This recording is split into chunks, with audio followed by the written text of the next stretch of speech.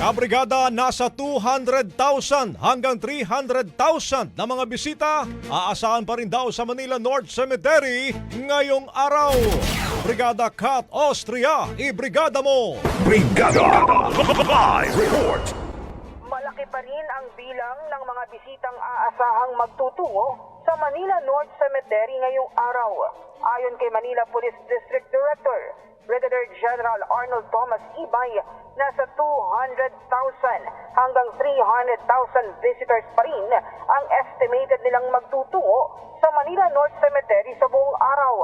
Dahil dito hindi pa rin nagbababa ng alerto ang MPD. Wala pa rin naitatalang kung death-related incidents ang PNP. Ang nabugbog matapos malasing na isang miyembro ng LGBT sa loob ng Manila North Cemetery na settle na raw ang kaso. Pumapalo sa mahigit 1.2 million ang bilang ng mga bumisita sa sementeryo simula pa noong October 13.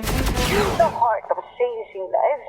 Ito si Brigada Kat Austria ng 105.1 Brigada News FM Manila, The Music News Authority. Brigada Balita Nationwide sa tanghali.